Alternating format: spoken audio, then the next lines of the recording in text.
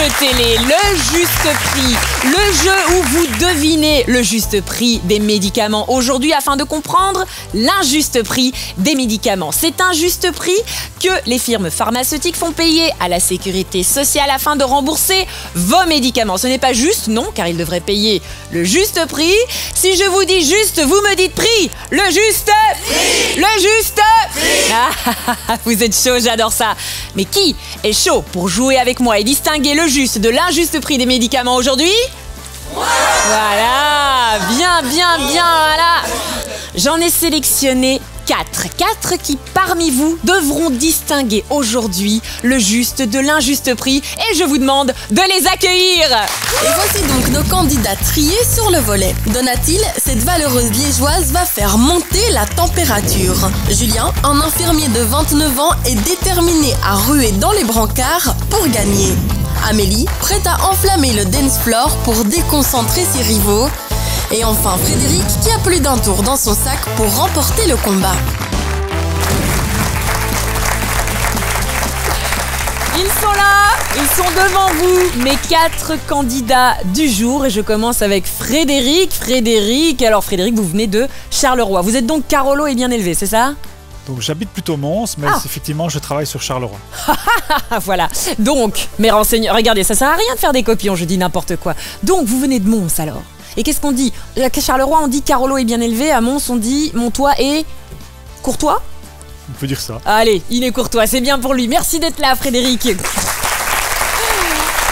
Amélie. Bonjour. Amélie, bonjour. Amélie, on me dit que vous avez 2 enfants, ou alors est-ce que c'est faux sur mes copions? Non, c'est vrai. Non, ça c'est vrai. Vous êtes donc maman d'un petit et d'une petite ou de 2 garçons. 2 garçons, quels Ouais. sont leurs prénoms, dites-moi. Nathanaël et Noam. Nathanaël et Noam, Ouais. votre maman est à la table des candidats du Juste Prix ce soir. J'espère que vous êtes fiers. En tout cas, nous, on l'est pour elle et pour eux.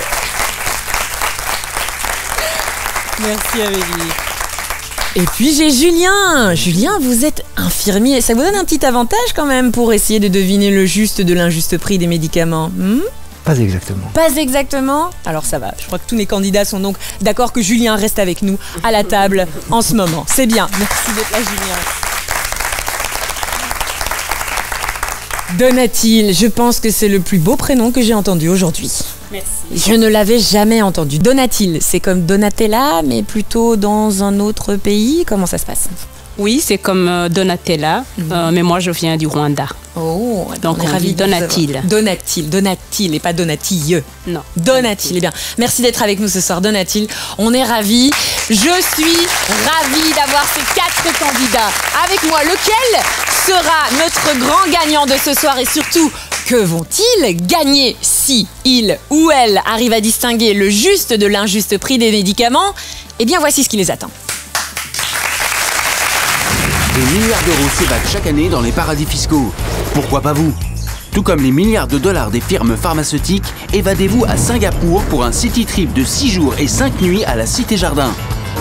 Partez à la découverte des îles tropicales et goûtez aux spécialités locales en vous promenant dans les rues pittoresques de la ville.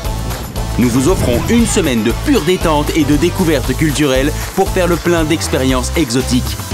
D'une valeur de 20 000 euros, nous vous offrons en bonus les conseils de nos avocats fiscalistes pour que vous aussi bénéficiez des meilleurs avantages fiscaux possibles. Des milliards d'euros des firmes pharmaceutiques s'offrent un voyage dans ce paradis fiscal. Nous vous offrons le droit de faire pareil. Parce que nous préférons que cet argent serve à mieux rembourser les patients, nous nous gardons le droit de vous offrir plutôt des passes au Festival des Solidarités de Namur. Vous allez quand même pas me dire que c'est pas super le Festival des Solidarités. Je ne vous crois pas. Si vous me dites que vous ne vous y êtes pas au moins une fois amusé chacun d'entre vous. Hein? Voilà. On préfère ça. On préfère ça. Frédéric, si vous les gagnez, ces passes pour le festival, vous allez vous mettre tout devant comme un fan et hurler à chaque parole du chanteur ou plutôt rester derrière pour danser tranquillement? J'aime beaucoup l'ambiance, donc je préfère plutôt danser. Près du bar.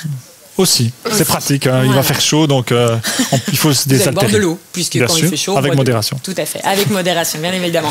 Amélie, donc, en famille ou pas le festival? Non, non, jamais, jamais en famille. Vraiment, c'est un festival où tout doit rester un peu secret. Ah, de ce la qui famille. se passe au festival reste au festival. Tout à fait. Maman sera dans un autre état qu'elle est à la maison au festival. Très bon état. Ah, Un très bon bon état. On n'en doute pas. Bon, Chers candidats, vous êtes tous là pour la première manche de notre jeu du juste prix. Alors, vous avez tous très envie de gagner le lot, je l'ai vu, surtout pour que maman soit dans un super état. La première manche de notre jeu consistera à deviner l'injuste prix d'un médicament en particulier. L'injuste prix qui, je vous le rappelle, est le prix payé par la sécurité sociale belge aux industries pharmaceutiques.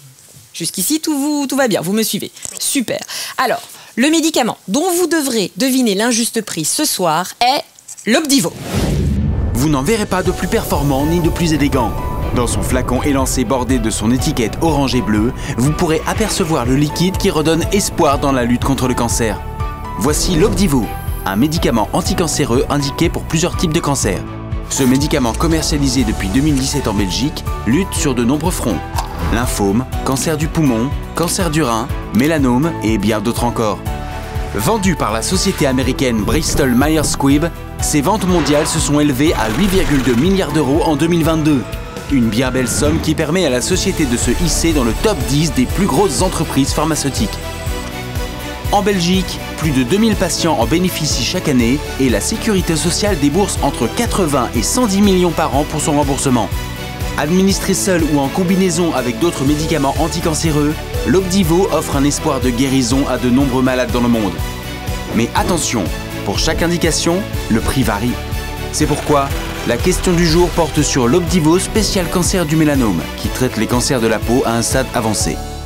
Attention, le prix du traitement affiché dans l'émission est une estimation se basant sur le pourcentage annuel de ristournes concédées par les firmes lors des conventions secrètes. L'Opdivo étant négocié secrètement entre l'État et la firme, le prix exact n'est pas connu du grand public. L'Opdivo, c'est le médicament dont vous devrez estimer l'injuste prix. Ce soir, vous connaissiez l'Opdivo, Julien ? Non. Et on ne souhaite évidemment à personne de connaître l'Opdivo. Néanmoins, c'est notre exercice pour ce soir. Je vous rappelle, vous aurez 10 secondes de réflexion. 10 secondes pendant lesquelles vous réfléchissez pour me sortir ce que vous estimez être l'injuste prix de ce médicament. Je vous rappelle, l'injuste prix, c'est le prix payé par la sécurité sociale aux industries pharmaceutiques pour un patient. Dans vos estimations, ne dépassez pas les 100 000 euros. Lorsque j'appellerai votre nom à la fin des 10 secondes de réflexion, vous me sortez directement votre estimation de l'injuste prix de l'Opdivo et ça ne sert à rien de copier sur son voisin. Ok ? Ok. Le public, évidemment, vous êtes encouragés. Allez, encouragés.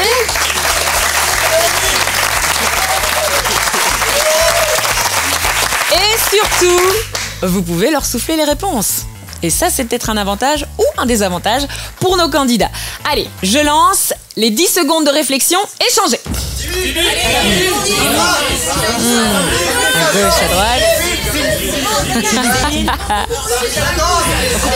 Il reste peu de secondes. Ah, c'est terminé. Les 10 secondes sont terminées. Je vais demander au public de zipper la petite bouche pour l'instant. Donatil, allez-y, donnez-moi l'injuste prix de l'Opdivo. 25 000. 25 000 pour Donatil. Pour Julien. 53 000. 53 000, l'injuste prix de l'Opdivo pour Julien. Pour Amélie. 82 500. 82 500. Ça se précise du côté d'Amélie. Et pour Frédéric. 60 000. 60 000. Je peux vous dire que selon la réponse que j'ai sur mes fiches, il y en a qui s'en éloignent et il y en a qui s'en rapprochent. À votre avis, qui s'en éloigne, qui s'en rapproche parmi les candidats ? Vous n'avez pas d'idée ? Et vous à la maison, est-ce que vous connaissez déjà l'identité de notre gagnant, du gagnant de cette première manche ? En tout cas, on le découvre ensemble juste après ceci.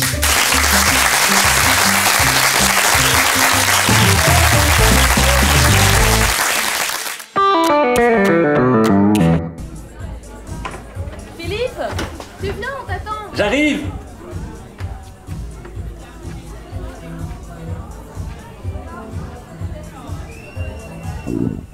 Diarrhée aiguë, soirée fichue ?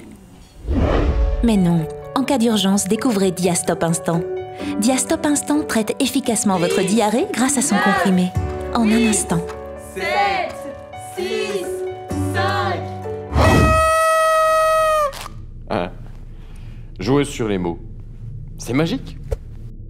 Le terme instant sous-entend que le médicament agit plus vite. Alors que pas du tout. Ça signifie juste qu'ils font instantanément dans la bouche. Il nous suffit d'ajouter un mot pour le vendre plus cher. instantanément.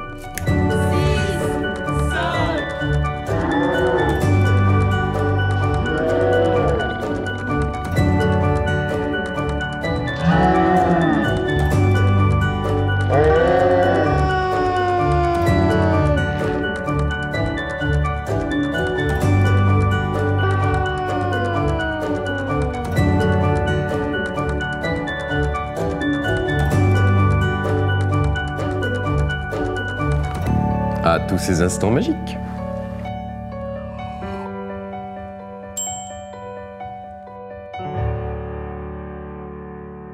N'avalez pas tout ce qu'on vous raconte. Même pour les médicaments, la pub, c'est pour vendre.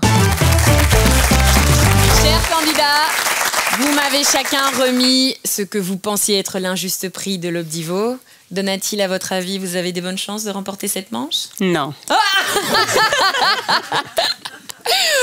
Bon, alors on va vérifier ça ensemble, hein, Donat-il.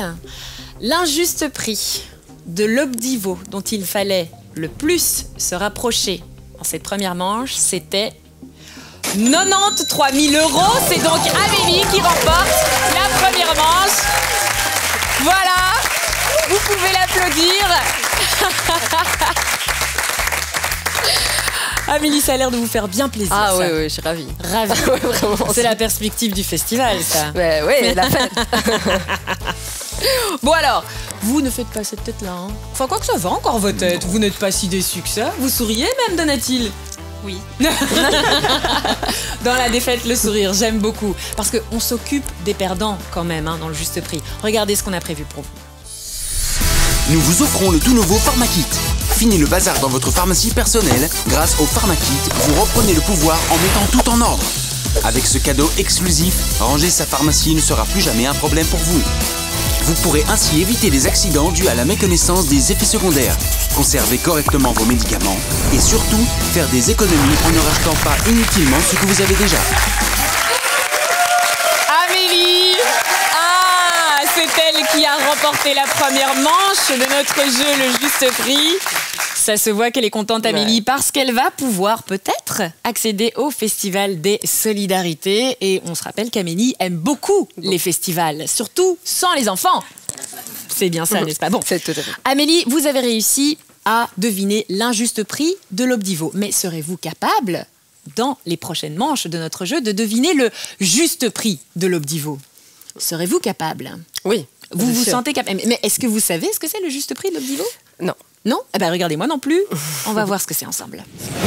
Souvenez-vous de la polémique autour du prix du Sovaldi. Un traitement miracle. Le problème, son prix est très onéreux. Le Sovaldi. Le Sovaldi et dénonce des prix exorbitants qui mettent en danger le système de santé. À l'époque, ce médicament contre l'hépatite C était vendu par une société américaine pour la coquette somme de 40 000 € le traitement. Une enquête du Sénat américain avait conclu que la firme pharmaceutique avait fixé ce prix dans le seul but de maximiser ses profits.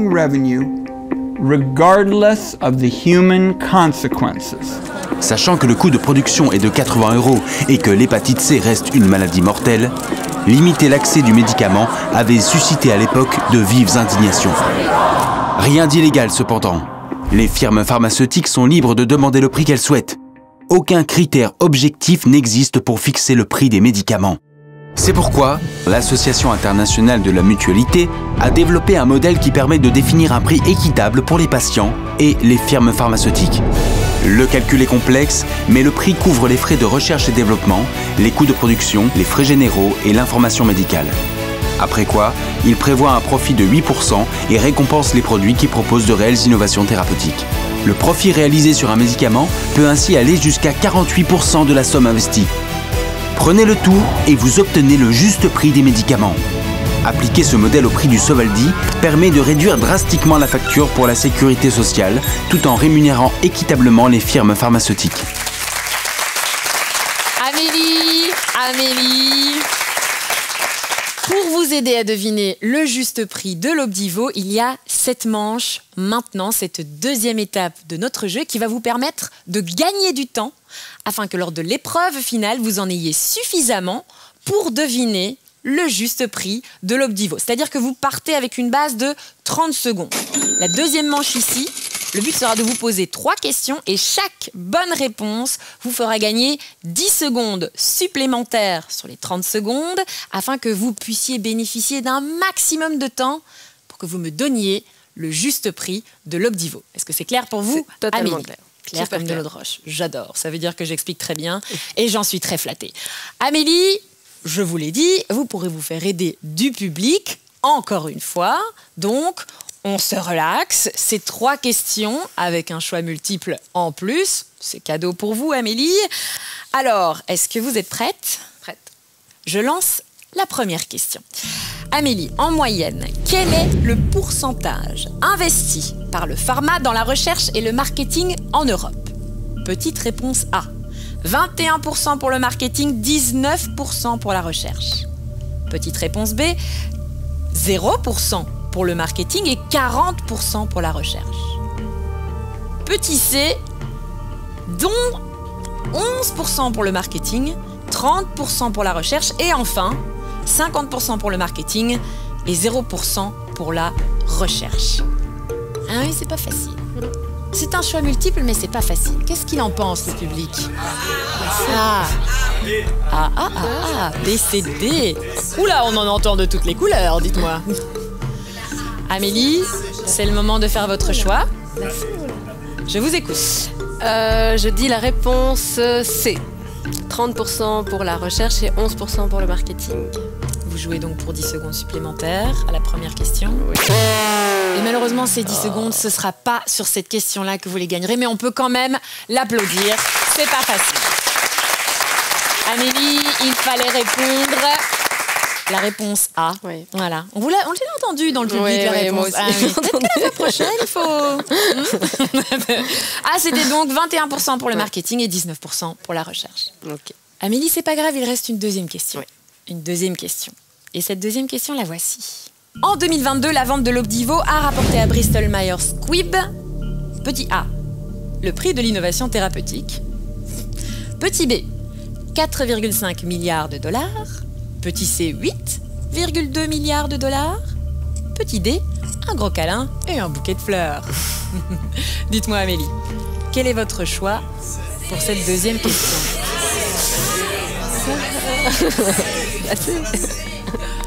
On écoute le public ou on écoute son instinct cette fois-ci? Cette fois-ci, je vais écouter le public qui, je pense, bon conseil. Et je vais répondre à la réponse C, 8,2 milliards de dollars. Et c'est la bonne réponse, Amélie. C'est la bonne réponse. Vous remportez vos premières 10 secondes pour la finale. C'est bien, c'est bien. Allez, une troisième question. Et ça fera 20 secondes en tout. Ça fera 50 secondes au total. Et c'est ça qu'on veut. Vous êtes prête, Amélie? Je balance la troisième question. En 2022, le profit net réalisé par cette même firme, Bristol Myers Squibb, s'élève à petit A, 8 milliards de dollars. Petit B, 2 milliards de dollars. Petit C, l'équivalent du PIB de l'Honduras. Petit D, 3 fois rien. Alors, entre 8 milliards, entre 2 milliards, entre le Honduras et entre 3 fois rien, vous choisissez. J'entends A, j'entends C, j'entends D. Et vous à la maison, vous en pensez quoi? J'ai ma réponse. Je vais dire la réponse A, 8 milliards de dollars. C'est gagné! C'est gagné! Vous remportez donc 20 secondes supplémentaires additionnelles aux 30 secondes de base. Ça vous fait 50 secondes pour essayer de tenter de deviner le juste prix de l'Obdivo. Qui parmi vous pense qu'elle le fera en moins de 50 secondes? Oh oui, oui, ils sont chauds. Et vous à la maison, est-ce que vous arriverez à faire le même exercice de le temps imparti, c'est-à-dire 50 secondes? Rendez-vous pour l'épreuve du juste prix juste après ceci.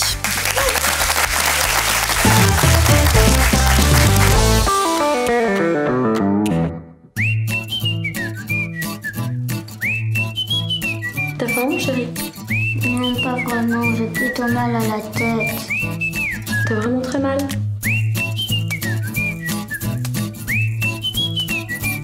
Fraise ou vanille? Pour les mots de tous les jours, je donne Dolly Stop à mes enfants. Nouveau, maintenant au bon goût fraise. charmant, non? Plus besoin d'insister. Il suffit d'ajouter un petit arôme de bonbons et ils en redemandent, les petits gourmands. Oh. Les enfants, c'est l'avenir. Notre avenir.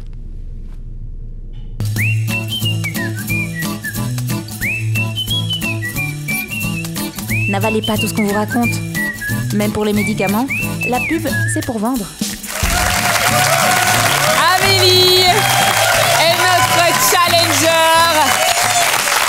Amélie, vous venez de remporter 20 secondes lors de la deuxième manche de notre jeu, ce qui vous fait un total de 50 secondes pour tenter de deviner le juste prix de l'Obdivo. Vous en sentez capable, Amélie? Ouais. Oh, c'était un oui franc, direct. Jusqu'à présent, tout m'a réussi. Il n'y a vraiment aucune raison que ça. C'est vrai, il n'y a aucune raison que ça se rate. Bon, alors, je vous explique le principe. Vous avez 50 secondes, Amélie, 50 secondes pendant lesquelles vous me balancez le nombre maximum de prix que vous pensez être le juste prix de l'Obdivo. Chaque fois que vous me donnez un prix, je vous réponds si c'est plus ou si c'est moins. Et ainsi de suite, jusqu'à ce que vous arriviez ou pas au juste prix. Ça vous va, Amélie? Ça me va. Super. Alors, on lance l'épreuve finale.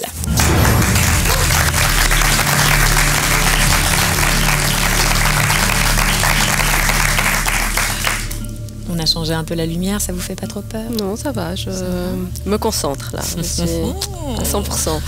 Ils sont plus stressés, les candidats de nos jours. C'est très bien, ça me facilite la tâche. Amélie, dans quelques instants, je vais lancer le chrono. Vous vous rappelez ce qu'il faut faire? Alors, lancement du chrono. 150 €. C'est plus. 250. C'est plus. 1200. C'est plus. 3500. C'est plus. 10 000. Ah, c'est moins. 7500. C'est moins. 6500. C'est moins. 5500. Ah, c'est moins. 4500. Ah, c'est plus. 5000. Un peu plus quand même. 5200. Un peu plus. 5300. 5400. Allez-y, c'est un peu plus. Non, ça c'est moi. On redescend, Amélie. C'était trop loin. 5350. Descendez encore un peu. 5200. Non, remontez. 5250. Descendez. 5225. Non, remontez. 5235. Non, remontez encore. 2000. Oh, je sais plus. 5240. Allez-y. 5245. 5250. 5260. 5200. 5000.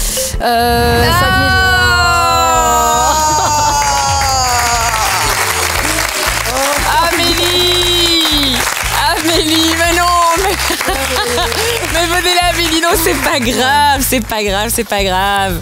Non, alors, j'espère que vous l'avez à la maison, et si vous ne l'avez pas, je vous le donne. Il fallait deviner le juste prix de l'Obdivo comme étant 5307 €. Vous étiez pas loin.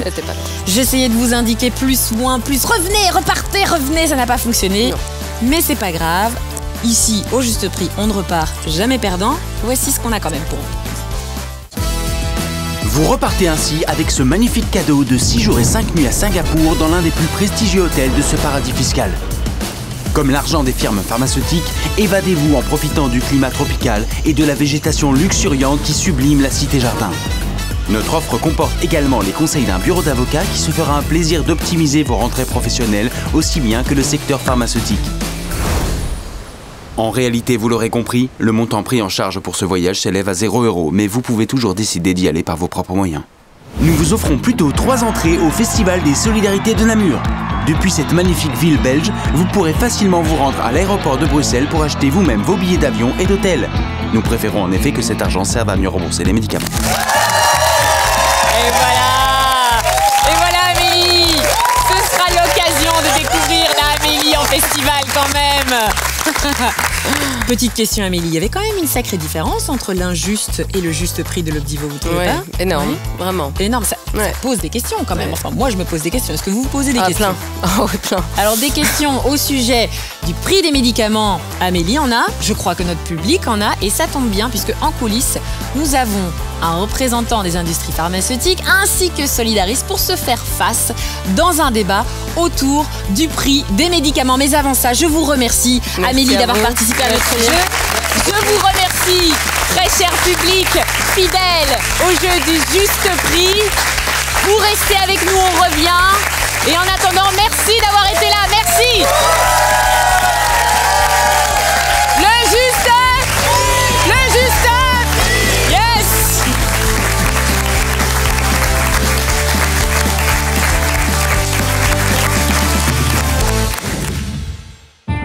Lui, c'est Marcel. Il est atteint d'un cancer de la peau. Heureusement pour lui, un traitement existe. L'Opdivo, vendu au prix de 93 000 €. Une bien trop grosse somme pour Marcel. Heureusement, la sécurité sociale rembourse le traitement en Belgique. Sauf que le modèle du Fair Price, développé par l'Association internationale de la mutualité, évalue le juste prix de ce médicament à 5 307 € le traitement, soit 18 fois moins que le prix payé actuellement. En négociant avec l'État des prix en déconnexion avec les vrais coûts des médicaments, les firmes pharmaceutiques parviennent à imposer des prix très élevés. L'Opdivo n'est pas un cas isolé. Si on payait le juste prix pour tous les médicaments remboursés, on pourrait récupérer 1 milliard d'euros chaque année, soit 20% du budget total utilisé pour le remboursement des médicaments. De son côté, Bristol Myers Squibb, la société américaine qui commercialise l'Opdivo, a réalisé 8,2 milliards d'euros de chiffre d'affaires rien que pour ce médicament en 2022. Le budget des soins de santé n'est pas illimité. À l'heure où tous les secteurs doivent faire des efforts, le secteur pharmaceutique continue d'engranger des profits records. Ce milliard d'euros par an nous permettrait pourtant de mieux rembourser les soins dentaires, le prix des consultations chez un médecin ou tout simplement de faire baisser la facture pour les médicaments. Et si, plutôt que de faire des économies dans les soins de santé, on payait le juste prix des médicaments aux firmes pharmaceutiques?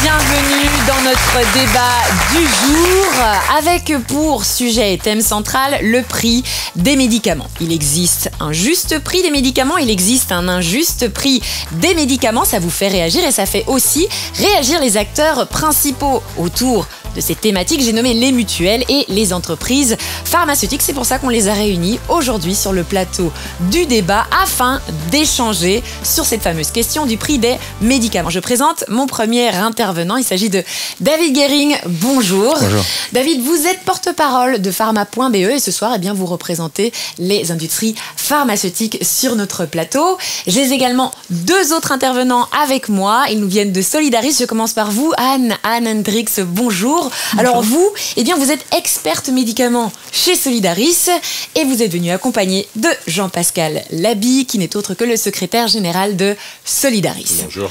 Bonjour Jean-Pascal, je vais commencer avec vous puisque vous m'avez si gentiment dit bonjour. Vous parlez de payer le juste prix des médicaments. Mais on sait que Solidaris est derrière cette revendication. Mais pourquoi est-ce que c'est important d'en parler aujourd'hui et maintenant ?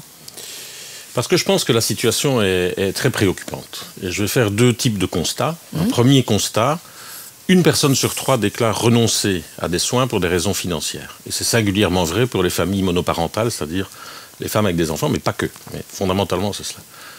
Deuxième chose, dans le budget santé des ménages, 25% représente le coût des médicaments, malgré les remboursements de la sécurité sociale. Et troisième constat, on a une explosion de diverses crises, qu'elles soient sanitaires, énergétiques, etc., qui fait que le pouvoir d'achat des ménages est aujourd'hui très largement écorné. Et d'ailleurs, dans les semaines qui viennent, on va voir, avec la suppression de l'élargissement du tarif social, beaucoup de gens vont avoir des difficultés et on tire déjà les sonnettes d'alarme au niveau des CPAS notamment et des mutualités. Donc ça, ce sont les constats de votre campagne. Deuxième constat, ce sont effectivement, ça a trait aux firmes pharmaceutiques. Nous considérons qu'aujourd'hui, avec un modèle qui sera expliqué tout à l'heure, nous avons 1 milliard de profits non justifiés des firmes pharmaceutiques sur un budget global de 5 milliards en Belgique, ce qui représente 20%, comme cela a été dit dans le film.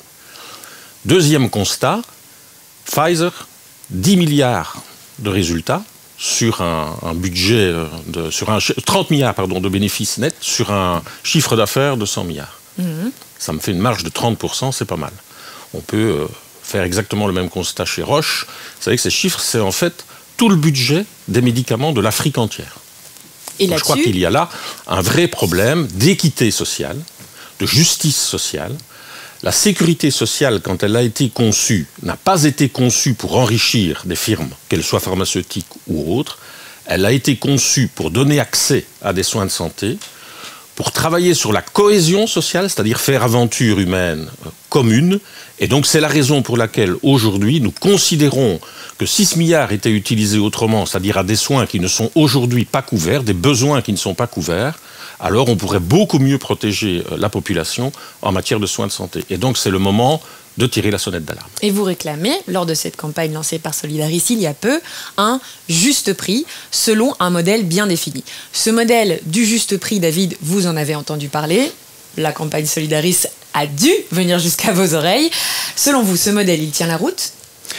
C'est un très bon outil marketing, bien sûr. Marketing, pourquoi marketing ? Ça sonne bien. Tout le monde veut épargner de l'argent et tout le monde veut qu'on paye moins pour plusieurs services. Donc, en soi, ce débat c'est pas une mauvaise chose du tout que Solidaris ou d'autres mènent le sujet sur la table. Maintenant, sur le modèle, nous avons quelques réflexions, quelques éléments que nous estimons pas tout à fait justes ou carrément pas en ligne avec la réalité. Parce que pour vous, la Belgique ne paye pas trop cher ces médicaments ?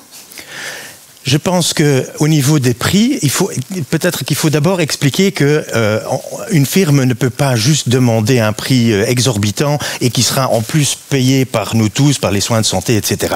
Tout ça, c'est ancré dans la loi. Il y a une procédure qui est approuvée, où il y a plusieurs personnes, des experts qui sont impliqués là-dedans. Et donc, si une firme demande un prix exorbitant et ces experts estiment que le prix n'est pas juste, il ne sera pas payé. Et donc, c'est pas dans l'intérêt de la firme pharmaceutique de demander un prix si exorbitant. Donc, pour vous, ce modèle du juste prix, il ne tient pas la route ? Le modèle comme il est présenté là a certains éléments où nous pensons que c'est pas du tout réaliste. Et ça vous empêche, c'est ça qui vous empêche, en tout cas au niveau des firmes pharmaceutiques, d'y adhérer. C'est bien ça que vous me dites. D'y adhérer ? D'y adhérer, justement, de le défendre, de l'appliquer dans tout ce qui est négociation des prix des médicaments. Non, parce que le système, comme il est présenté aujourd'hui, ne correspond pas à une réalité que nous estimons juste et réelle. Ceci dit, le système existant est approuvé, a été approuvé et est toujours d'application.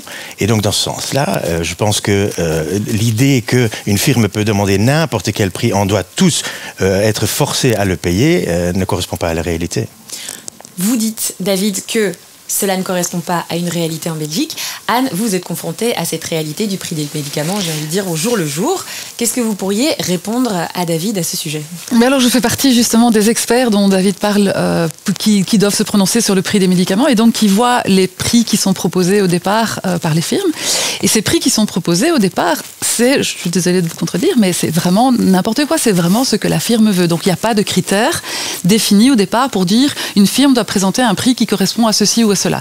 La firme, elle vient avec le prix qu'elle estime valoir son médicament. Alors aujourd'hui, un médicament qui traite un cancer comme l'Opdivo, on est largement au-delà de 100 000 € pour un traitement. On a des thérapies géniques qui sont des médicaments très innovants, je reconnais. On est là aux alentours aujourd'hui de 3 millions d'euros pour un médicament. Donc ça, c'est un calcul que la firme fait en se disant, voilà, moi je crois que je pourrais le vendre sans doute des petites quantités, mais à un très très haut prix. Je le propose comme ça.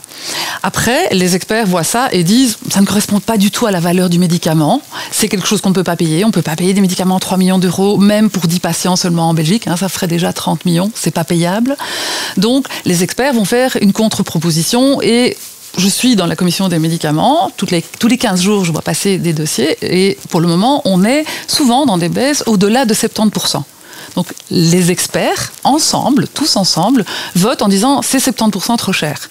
Et puis on renvoie ça à la firme qui, bien sûr, c'est elle qui a le mot final, puisque si elle ne veut pas nous vendre à ce prix-là, elle ne nous le vendra pas, on ne peut pas l'obliger à vendre. Et ce qui se passe, c'est une particularité de nos systèmes à tous, malheureusement, en Europe et dans beaucoup de pays encore. Aujourd'hui, c'est que la firme dit je veux bien vous donner une ristourne, je ne peux pas vous dire combien comme ça publiquement, mais je veux bien aller en convention secrète, je veux bien aller dans un groupe de travail qui va se pencher là-dessus et qui va accepter un prix qui ne sera pas dévoilé au reste des acteurs, ni aux citoyens, ni aux acteurs de la santé, ni à personne. Globalement, on saura, mais on ne saura pas combien coûte ce médicament. Et donc, il y a vraiment au départ un prix qui n'a aucune base objective, qui est extrêmement difficile à discuter après en disant, ben voilà, la valeur, oui... C'est difficile de demander 70% de baisse de prix sur un médicament qui sauve une vie. Pour les experts qui sont là, on se met parfois dans des situations où on dit, bon, 95% de baisse de prix, on va la demander, mais c'est pas réaliste. Bien sûr, c'est pas réaliste. Si, c'est réaliste parce que... C'est pas possible, j'imagine. Tout ça se négocie entre ces spécialistes. Et donc, ce qui est important de prendre ce que Anne dit, c'est que même si une firme demande un prix exorbitant qui n'est donc jugé pas la juste valeur d'un médicament pour le patient, pour son environnement, pour la société entière, alors le prix ne sera pas payé. Et donc c'est pas dans l'intérêt de la société de continuer dans cette voie-là que ça arrive. Moi je suis pas dans la commission des prix, donc je pense effectivement que ça doit exister.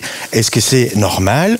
C'est un autre débat. Mais en principe, nous ne payons pas un prix qui n'est pas approuvé par ces spécialistes qui savent de quoi ils parlent. Mais Anne Hendricks, vous avez mentionné ces fameuses conventions, commissions secrètes, alors qui décident après sur le prix des médicaments. Voilà. Et c'est bien que vous mentionniez ça parce qu'on avait une question dans le public à ce sujet. C'est Marie-Josée qui voulait la poser. Marie-Josée, je vous en prie. Oui, voilà. Donc on constate une explosion du nombre de nouveaux médicaments qui sont négociés justement dans les négociations secrètes entre l'État et la firme pharmaceutique. Et donc la question, c'est de savoir, est-ce qu'on n'a pas un problème démocratique de négocier des biens qui sont aussi importants comme les médicaments dans une opacité qui est totale pour nous? La question vous étiez dirigée. Oui, je comprends très bien. Je pense qu'il est important de clarifier certaines choses.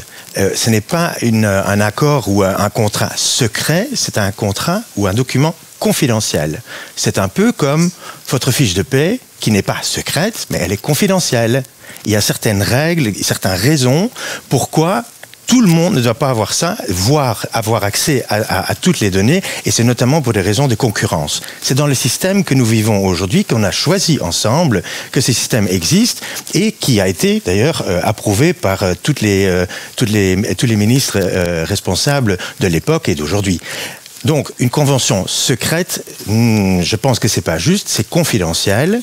Et les personnes, les instances qui ont accès à ces données sont des gens qui sont experts dans la matière. C'est pas comme si la firme pharmaceutique faisait un document secret avec le ministre sur le bout de la table. D'ailleurs, ce serait pas dans l'intérêt du ministre non plus, parce que lui, évidemment, il a la responsabilité de gérer le budget et de faire en sorte que cet accord est correct et juste. Donc, l'objectif de ces conventions confidentielles, alors comme vous les renommez, quel est-il? Juste de préserver la concurrence? Oui, il y a plusieurs raisons qui sont à la base de ça, et c'est pas qu'en Belgique, c'est dans tous les pays, dans plein de pays dans le monde où ça existe et où le système fonctionne jusqu'à maintenant très bien. Mais alors si c'est si opaque que ça veut dire qu'il y a des décisions qui sont faites pour amener à ce genre de convention dite confidentielle, maintenant que nous l'avons renommée. Qui décide de ça, Anne? Alors, donc, comme on disait tout à l'heure, la discussion elle a lieu d'abord dans une commission d'experts très large, avec beaucoup de gens qui ont l'information, qui sont tenus à une certaine confidentialité. Dont Solidaris. Oui, dont Solidaris, bien sûr. Et puis, donc, quand la firme demande à aller négocier cette convention, ce contrat, ça se fait dans un beaucoup plus petit groupe qui est tenu à une confidentialité totale. On peut dire vraiment à un secret. Donc, quelqu'un qui a été dans ce groupe n'a jamais le droit de divulguer quoi que ce soit de ce qui a été signé là. Et Solidaris n'est jamais dans ces groupes-là? Si, Solidaris. Alors, on a 2 personnes des mutuelles qui sont représentées dans ce petit groupe. Ils sont 6 dans le groupe, donc c'est très petit. Mais Solidaris n'est pas associé à la décision. Il est associé à la discussion. Donc, on peut apporter beaucoup d'éléments et on améliore certainement la décision qui est prise et on oriente certainement la décision. Mais la décision finale, elle est prise entre le ministre de la Santé et la firme. Ce sont les 2 seuls qui décident. Donc ce que vous aimeriez, c'est avoir plus ou moins d'opacité en ce qui concerne la décision finale. Tout à fait. Alors, peut-être pour expliquer aussi pourquoi est-ce qu'on a ces conventions secrètes, parce que vrai, on peut se demander, mais quel est l'intérêt finalement d'avoir des choses secrètes? L'intérêt, c'est de montrer à l'ensemble du monde qu'on paye un prix beaucoup plus élevé que ce qu'on paye en réalité. Le prix qui a été demandé au départ par la firme, c'est ce prix-là qui va être le prix de liste qu'on appelle, donc le prix qui va être public, tout le monde va regarder et va dire, tiens, en Belgique, on paye 200 000 € pour ce traitement. Et en convention, on aura peut-être décidé qu'on va payer 30 000 €. Mais personne ne le saura. Et quel est l'intérêt pour la firme pharmaceutique? C'est que quand la France va négocier son prix, elle va dire, tiens, dans les autres pays, où est-ce qu'on en est? Et on va dire, en Belgique, on paye 200, en Allemagne, on paye 200, en Espagne, on paye 200, donc en France, on va payer 180 et on aura un bon deal. C'est ça l'objectif. L'objectif, c'est vraiment de ne pas donner les vrais prix, c'est de garder le prix réel négocié. Et donc, c'est de casser la solidarité intra-européenne. Vous êtes d'accord avec ça, David? Le système existe. Entre Beneluxa, on appelle ça, plusieurs pays qui se mettent ensemble pour prendre ce genre de discussions entre gouvernements, entre firmes, etc. Donc le système existe entre plusieurs pays. Ce n'est pas comme si le secteur pharma voulait garder tout secret pour un pays pour demander plus à un autre pays. Donc vous vous basez sur le fait que ça existe, donc on peut continuer à faire comme ça. Oui, dans beaucoup de cas, pourquoi pas. On peut faire une toute petite parenthèse quand même. Donc le Beneluxa, donc ces contrats existent depuis une dizaine d'années et aujourd'hui donc 100% des médicaments cancéreux nouveaux qui arrivent sont sous contrat. Il n'y en a pas un qui échappe. Le Beneluxa, ça existe depuis 5 ans. Ça a été lancé par Maggie de Blog, donc ça fait 5 ans. Et je pense qu'ils ont remboursé 2 médicaments pour le moment. Donc ils ont eu un accord sur 2 médicaments et ils ont négocié au total sur 5 et donc c'est un embryon et c'est une très bonne voie, c'est la voie européenne, c'est une très bonne voie qui désiriez que ce soit élargi, tout à fait, mais qui est pour le moment un embryon plus un projet pilote aussi d'échange d'informations entre administrations, c'est beaucoup ça le Beneluxa, c'est beaucoup d'échanges d'informations avant des décisions. On pourrait pousser vers justement un élargissement du Beneluxa, pas juste à 2 médicaments comme l'Iliade. Le pricing, comme on appelle ça, donc la fixation des prix devrait être un sujet européen.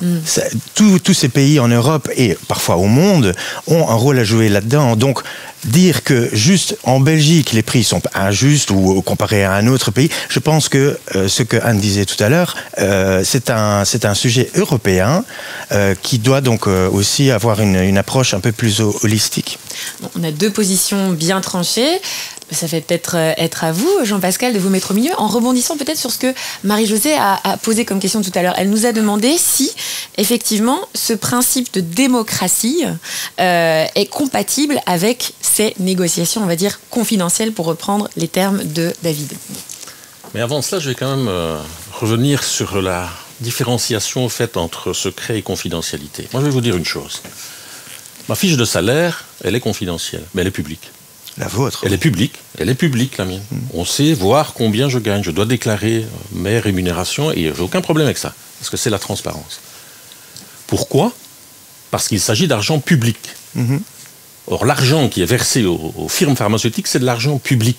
Donc ne faites pas cette subtile distinction entre confidentialité et secret. Le secret arrange les firmes pharmaceutiques parce qu'ils mettent le ministre sous pression depuis des dizaines et des dizaines d'années, en faisant notamment aussi du chantage à l'emploi, en disant si vous ne nous donnez pas le prix que nous souhaitons avoir, nous irons produire les médicaments dans le pays d'à côté ou le suivant. Mais je reviens à votre question. En fait, indirectement, vous venez déjà d'y répondre. Oui, mais c'est plus grave que cela. L'opacité telle qu'elle est là, c'est une triple atteinte. C'est d'abord une atteinte à la démocratie. Quand on est dans une démocratie telle que nous la connaissons aujourd'hui, qui se dit moderne, je pense que ces pratiques sont des pratiques d'un autre âge. La deuxième atteinte, elle porte sur la concertation sociale. On bypasse un certain nombre d'acteurs qui sont les acteurs traditionnels de la concertation sociale, notamment au niveau de l'INAMI, mais c'est une tradition belge bien ancrée que cette concertation sociale, et je sais que d'aucuns rêvent aujourd'hui de l'éliminer et de la bypasser. Mais je pense qu'il est extrêmement important de la laisser au cœur du système. Et le troisième élément, je reviens à votre remarque, c'est l'absence de contrôle. Car qui contrôle l'accord fait entre les firmes pharmaceutiques et le ministre ? Le Parlement est impuissanté dans cette logique-là. Or, le Parlement, son rôle, il est de contrôler l'exécutif. Et donc ici, mais c'est un trait de notre époque, c'est le fond de l'époque aujourd'hui, c'est que les droits économiques, les droits commerciaux, les droits du profit, passent avant les droits sociaux et les droits de la démocratie sanitaire. Et ça, c'est absolument impossible à ne pas dénoncer. C'est-à-dire, on est aujourd'hui quand même dans une démocratie qui est, et on voit dans l'ensemble des pays, que ce soit le nôtre ou ceux qui sont proches de nous, toutes les difficultés qu'a la démocratie aujourd'hui, des institutions qui sont délégitimisées. Et je pense que ces processus ne font qu'accroître la défiance des citoyens à l'égard d'un système. Et donc, vraiment, par des mécanismes comme ceux-là, on instille une méfiance, voire une défiance à l'égard de la démocratie. Et donc, ne faites pas cette subtile distinction, elle n'existe pas. Une petite réponse peut-être, David ? Jean-Pascal met en doute les capacités du cabinet du ministre de la Santé pour prendre la bonne décision, mais bon, ok, ça c'est ça qu'il a voulu dire. C'est à lui de... Je n'ai pas dit ça, ne me faites pas dire ce que je n'ai pas dit, je dis que le mécanisme tel qu'il est là, faut pas me faire dire ce que je ne dis pas. J'aime pas ça. Donc, j'ai pas dit que vous l'avez dit. Non. Je l'ai entendu. Ne me faites pas dire ce que je n'ai pas dit. Laissez-moi parler, vous parlez, et puis ne réinterprétez pas mes propos. Je dis simplement que le mécanisme tel qu'il est là met le ministre dans une position impossible. et qu'en plus, il n'y a pas de contrôle a posteriori, et encore moins a priori. C'est là-dessus que vous pouvez répondre alors. Pas de contrôle, la concertation sociale qui doit être et rester au centre de cette problématique. Vous répondez quoi à cela, Monsieur Guéring? Moi, je pense que le ministre est entouré par son cabinet avec des experts qui savent ce qu'ils font. Maintenant, si son conflit d'intérêt, vous le savez aussi. Mais si cette structure, cette façon de travailler ne convient pas, alors c'est au ministre ou au Parlement de décider autrement. Je ne vois pas bien en quoi c'est une responsabilité de l'industrie pharmaceutique. C'est une responsabilité qui devrait être placée où ça alors du coup? Anne, vous vouliez dire quelque chose? Mais moi, je voudrais quand même revenir sur un élément que David a mis plusieurs fois en évidence, c'est que si on ne veut pas ce prix-là, on n'a qu'à pas le payer. Et c'est pas du tout ça la réalité. Donc le problème, c'est que les prix qu'on arrive à payer parce qu'on est protégé par un secret qui fait qu'on ne sera pas jugé sur le vrai prix qu'on va payer, ils sont vraiment excessifs. Mais pourquoi on les paye? Parce qu'il y a un véritable chantage qui est fait par l'industrie pharmaceutique qui vous dit « Je suis désolé, je ne peux pas descendre plus bas que ce prix-là. Si vous ne le voulez pas, vous n'aurez rien. Vous n'aurez pas le médicament pour votre patient. » Et donc, incontrôlable au demeurant. Oui, mais donc la décision, elle est prise sur est-ce que je veux traiter ces patients-là ou est-ce que je ne veux pas les traiter. Mais sur le prix, c'est pas une vraie décision. On prend le prix le plus bas que la firme est prête à céder et ça s'arrête là. Il n'y a pas d'alternative, on n'a pas le pouvoir de dire écoutez, vous allez casser vos prix pour nous. Et c'est pour ça qu'on doit se mettre aussi au niveau européen, parce que quand on sera 450 millions d'Européens à dire non à ce prix-là, là on pourra avoir une vraie négociation, on pourra avoir une vraie discussion. Gagner du pouvoir alors, ou bien avoir le pouvoir même d'avoir davantage de pouvoir dans les négociations? Alors, au niveau européen, c'est très très clair, mais bon, ça c'est un projet à long terme.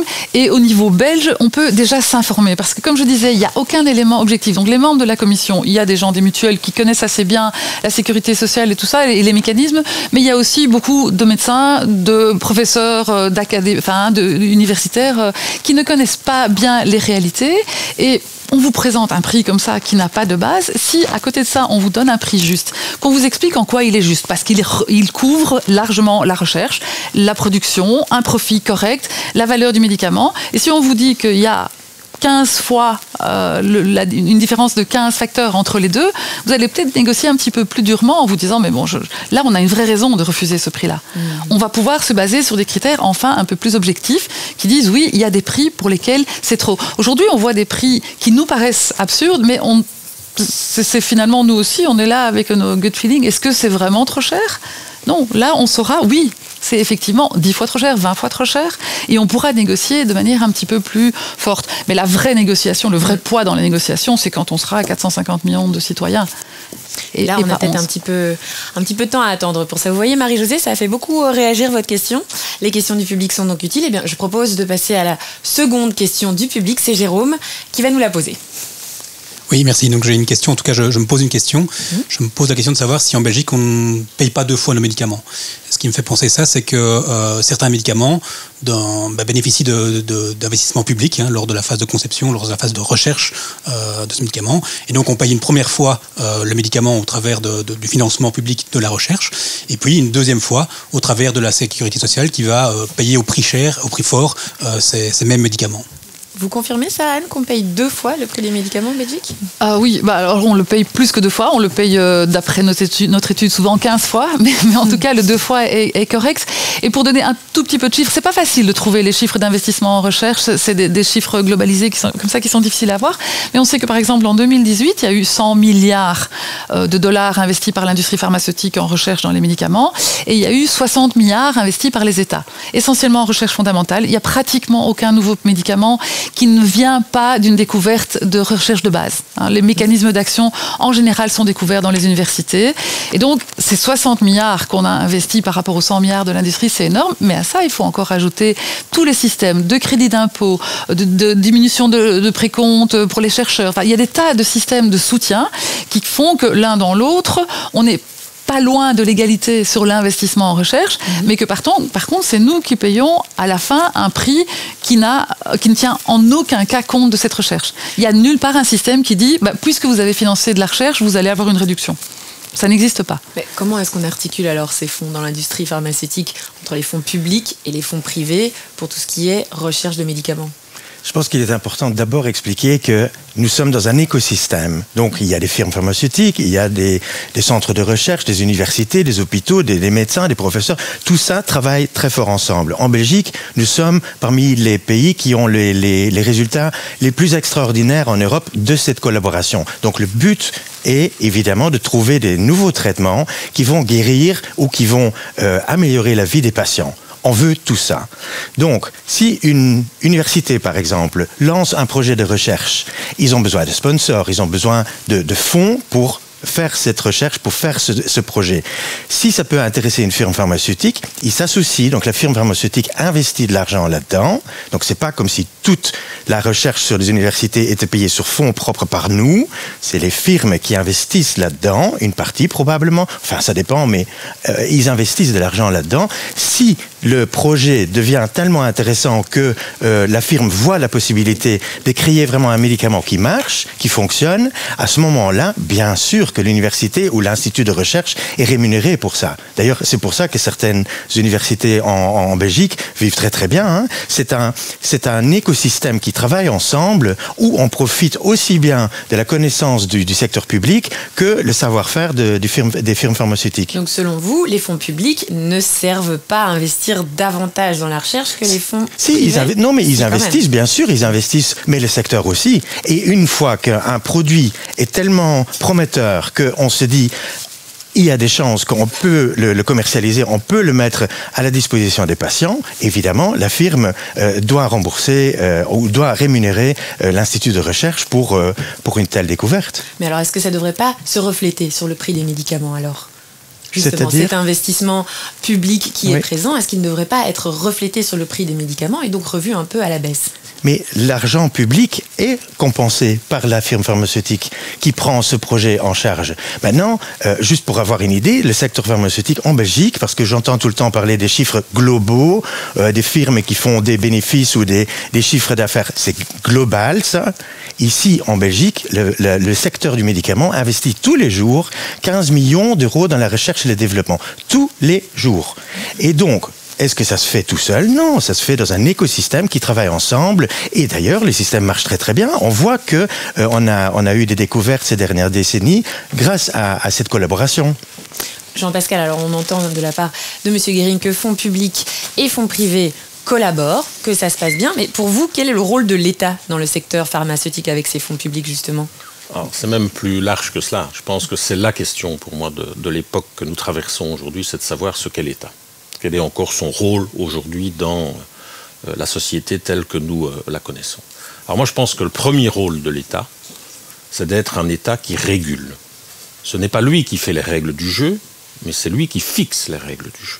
Or aujourd'hui on a de moins en moins des États qui sont capables de cela. Et quand je parle d'État, je parle aussi de l'Union européenne. C'était le manque de contrôle que vous mentionniez, c'est ça ? L'État ne régule plus aujourd'hui la situation telle qu'elle est. Il subit les règles du jeu. On l'a vu dans différents dossiers. Pour prendre un autre secteur, on vient de le voir au niveau de Deleuze. Et donc, par rapport au secteur pharmaceutique, l'État aujourd'hui est en position de faiblesse parce qu'il s'est mis lui-même en position de faiblesse, qu'il s'est quelque part impuissanté. Quand on voit le dernier rapport du FMI, du Fonds monétaire international, c'est pas le service d'études de Solidaris, de la FGTP ou d'un syndicat, qui dit que la voracité au profit des firmes européennes, dont dans le secteur pharmaceutique, explique une bonne partie de l'inflation que nous avons connue, et donc de la perte de pouvoir d'achat des gens. Je reviens au début de ma première intervention. Il y a quand même un problème. Il y a un vrai problème. L'État doit reprendre des forces, doit reprendre son rôle régalien, qui est le premier rôle régalien de l'État, c'est de réguler, et donc de fixer de la transparence. S'il n'y a rien à cacher, on verra toute la transparence, il n'y a pas de difficulté sur ce plan-là, et fixer les prix. Ça, c'est un objectif à moyen, à long, court terme ? C'est un objectif tout de suite, mais qui va durer longtemps. On est sur le court qui va sur le long. Oui, parce que le rapport de force est celui que nous connaissons aujourd'hui. Et quand David nous dit c'est sur le plan européen que ça doit se régler, évidemment que nous sommes d'accord là-dessus, parce qu'il a confiance dans l'Europe pour ne pas réguler comme nous l'entendons. Ne soyons pas naïfs, ne nous mentons pas. C'est ça que vous vouliez dire, David ? Absolument pas, mais bon. Je te laisse terminer, Jean-Pascal. Mais la deuxième chose, c'est de stimuler l'investissement public. On a constaté au travers de cette crise sanitaire qu'il y avait trop peu d'investissement public. Et vous voyez, il y a des choses sur lesquelles on pourrait certainement être d'accord. Mais en réglant le problème de la propriété de ces investissements publics. Il n'est pas normal que, par exemple, pour lutter contre le Covid, des investissements publics aient été transférés en propriété à des firmes privées. Ça, ce n'est pas normal. L'État doit reprendre son rôle essentiel. Troisième élément, c'est sur le plan européen que les choses doivent se régler. Sinon, l'Europe, elle a été conçue pour mettre les États en concurrence les uns avec les autres. On le voit dans différents domaines, l'aviation par exemple. Et donc, il faut régler le prix sur le plan européen, dans la transparence, en fixant des prix normaux. Le modèle tel que nous l'avons conçu permet, dans le calcul du prix, non seulement de financer des investissements, mais de prévoir une part de profit. Mais un profit raisonnable, pas un profit excessif tel que ceux que nous connaissons aujourd'hui. Un autre rôle de l'État, c'est de protéger les plus faibles, les plus défavorisés, dont on constate aujourd'hui un très grand taux de renoncement aux soins. Et puis enfin, dernier élément au niveau de l'État, c'est d'anticiper des événements, des crises, des difficultés que les États vont rencontrer. Donc tout d'abord, réguler, planifier et protéger. Ce que l'État fait beaucoup trop peu aujourd'hui. Or l'État, et je terminerai par là, l'État c'est nous, c'est le seul garant des intérêts collectifs, le seul garant de l'intérêt général. L'État doit être aujourd'hui en capacité d'imposer des choses à de grandes firmes, qu'elles soient pharmaceutiques ou autres. Pour conclure, David, est-ce que vous êtes d'accord avec les objectifs définis par Jean-Pascal à ce sujet ? Ce que Jean-Pascal dit, ça touche un élément qui est un peu moins facile à expliquer. Donc en fait, je pense que... Qu'est-ce qui est au niveau des objectifs à moyen, court, long terme ? Quel est l'élément ? Non, c'est surtout au niveau de la recherche et le développement et qui doit faire quoi. C'est ça un peu un des éléments de ce que Jean-Pascal vient de dire. Donc on parlait d'un État régulateur, donc... Non, mais ce que j'aimerais bien expliquer, c'est que développer un nouveau médicament par un État ou par une firme pharmaceutique prend énormément de temps. Quand on prend des 10 000 molécules qu'on estime potentiellement à la clé d'un nouveau médicament innovateur, à la fin de 12 à 15 ans de recherche et de développement, 1 voire 2 arrivent vraiment sur le marché. Donc, est-ce que c'est une firme pharmaceutique ou est-ce que c'est un État ? La discussion est la même. Les chances d'une réussite sont très très très petites et les investissements pour faire tout ça peuvent que être faits si les fonds sont là. Donc quand j'entends dire que les firmes font beaucoup trop de bénéfices, oui, mais si on fait pas de bénéfices, on peut pas investir dans la recherche et le développement. Juste un petit exemple qui est peut-être très très très parlant, Alzheimer.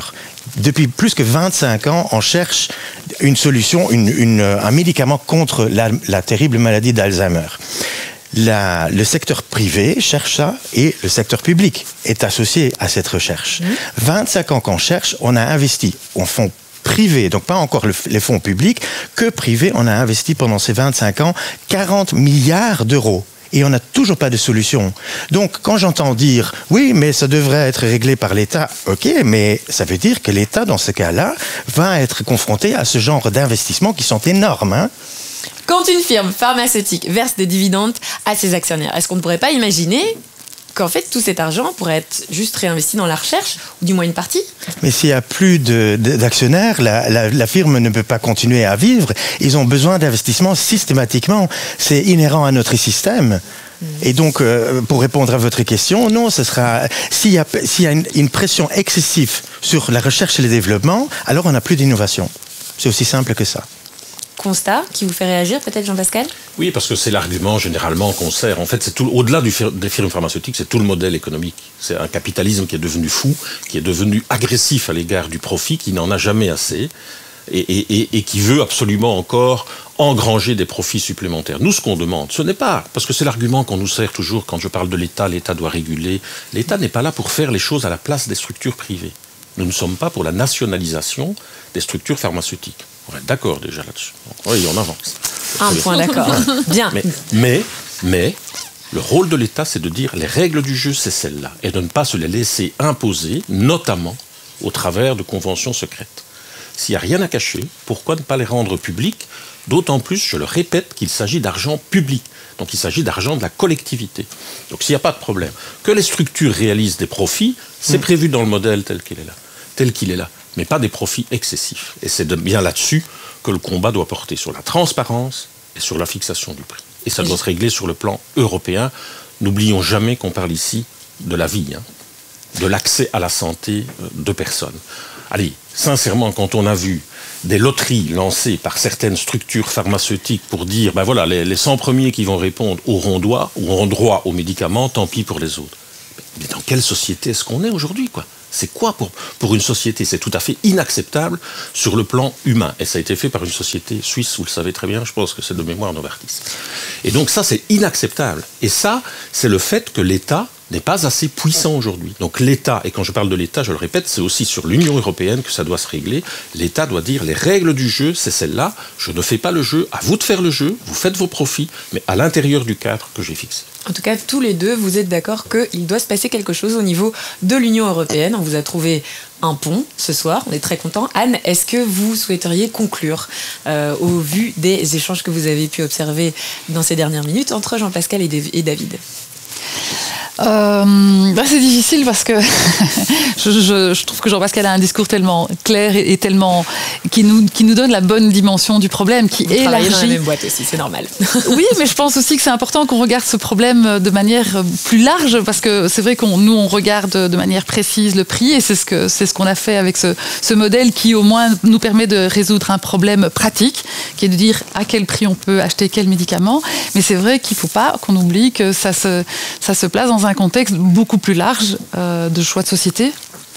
Et si je peux ajouter, c'est pas une critique, c'est juste une c'est pas une critique, c'est juste une observation. Mais dans ce sens-là, ça aurait été bien d'avoir un médecin ou un professeur indépendant présent aujourd'hui qui peut justement nous expliquer certaines choses qui sont parfois beaucoup plus compliquées qu'on puisse le penser. On va pas refaire le débat du coup. Bien sûr que non. Mais je vois que Jean-Pascal veut aussi apporter un peu de conclusion. Je pense que David veut une seconde invitation. Écoutez, c'est déjà la deuxième fois que je viens, donc avec grand plaisir. Très bien. Mais écoutez, en tout cas, pour contrer l'injuste prix des médicaments, il y a des solutions qui ont été proposées, d'autres qui peuvent même voir un accord entre les différentes parties. Alors c'est pour quand tout ça? Eh bien nous avons fait notre travail, nous avons lancé le débat aux politiques de suivre si elles le désirent. Merci à vous Anne, merci à vous Jean-Pascal, merci David d'avoir été présent, d'avoir répondu présent pour répondre à mes questions, mais également à celles du public sur le prix des médicaments. Merci à vous, cher public, d'avoir participé à ce débat. On se retrouve très bientôt pour d'autres sujets, d'autres questions importantes lorsqu'il s'agit de vos médicaments et de votre portefeuille. Passez une excellente soirée et à très bientôt.